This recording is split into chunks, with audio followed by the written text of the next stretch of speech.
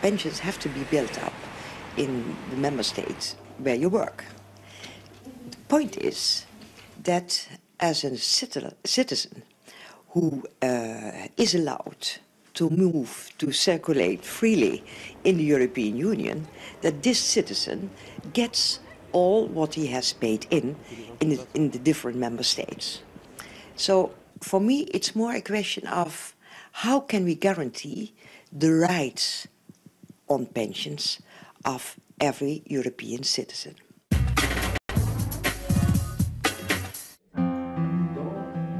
My name's Sarah Green, and I've been working and living in France now for 20 years.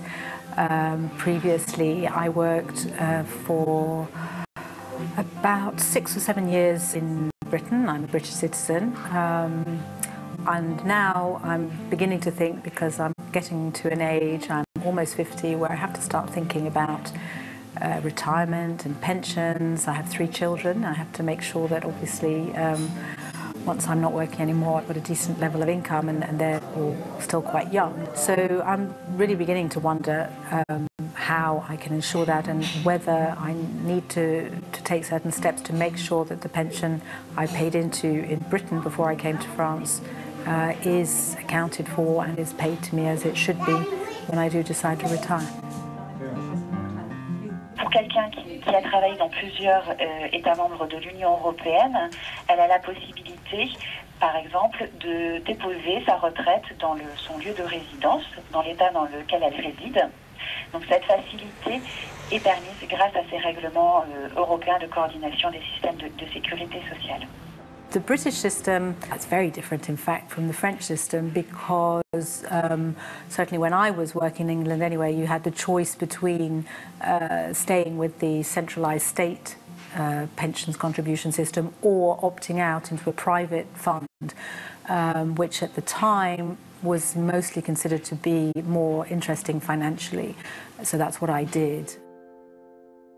I asked for that fund to be merged with my fund, my pension here in France, which apparently is very simple. And also the other thing that I guess I would have to look into, and that I suspect is where things could get complicated, is whether it's in my interest to have the 2 funds running separately, or whether it would be financially more interesting for me to have them merged. And that, I must say, I haven't looked into yet, and I suspect it would be quite a headache if I had to do that myself. Le dispositif fonctionne bien, il permet quand même de faciliter les démarches pour les assurés, puisque s'ils ont travaillé par exemple dans 3 pays de l'Union européenne, on va dire en France, en Belgique et en Allemagne, si la personne réside en Belgique, ce qu'elle fait, c'est qu'elle dépose sa demande de retraite en Belgique et charge à l'organisme de retraite belge ensuite d'échanger les informations sur les carrières qu'il a effectuées dans les 2 autres pays. Il n'a qu'une demande à faire auprès de cet organisme belge. As far as France is concerned, again, I've spoken to my CAIS, which is called the CIPAV, for independent workers. Previously, I was working as a salaried employee in journalism, so I was then working with a different CAIS, and I haven't yet actually looked into making sure even that my 2 French CAISes, you know, will match up with each other. I'm assuming they will. But I must say, it from a sort of a foreigner's point of view, even though I've been here 20 years, it still seem incredibly complicated. The big point is that our labor force is shrinking. This generation has to make savings, because we can't rely on a smaller group of youngers paying for our pensions.